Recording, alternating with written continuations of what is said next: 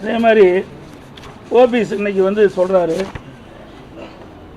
திருமதி சசிகலா அம்மா அவர்களை பற்றி அவர் ட்விட்டரில் போட்ட, அதாவது வலைதளத்தில் அப்பொழுது அறிவித்த செய்தி, இவரெல்லாம் எப்படிப்பட்டவர் என்பது நாட்டு மக்கள் அறிந்து கொள்ள வேண்டும். ஊடகத்தின் மூலமாக, பத்திரிகையின் மூலமாக 13 பிப்ரவரி 17 அம்மா அவர்கள் மருத்துவமனையில் இருந்தபோது சசிகலா பேசாதது ஏன்?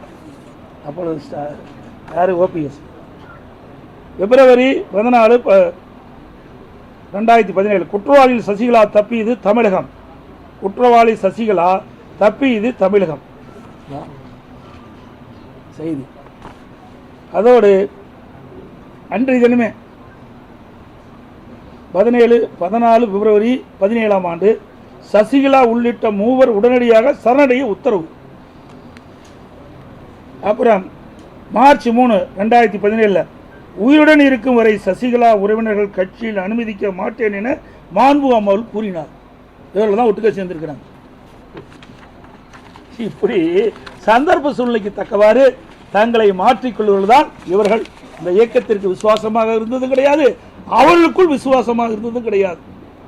இப்படிப்பட்ட துரோக செயலில் ஈடுபட்டவர்கள் தான் இன்றைக்கு கட்சியிலிருந்து வெளியேற்றப்பட்டிருக்க என்பதை தெரிவித்துக் கொள்கிறேன்.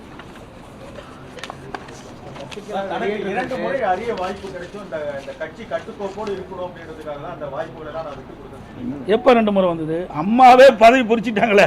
அம்மாவே 2015 நினைக்கிறேன், அவர் 14 அவரை வைத்த அந்த அமைச்சர் பதவியை விடுவிச்சிட்டாங்களே. நாங்கள் 21 வந்த பிறகு நாங்களும் அவர் இருந்தார் இருக்கும்போது தானே உங்களுக்கு கையெழுத்து போட்டு கொடுத்தோம். அம்மா இருந்தால் அதுவும் கொடுத்துருக்க மாட்டாங்க, எம்எல்ஏ பதவியே கொடுத்துருக்க மாட்டாங்களே.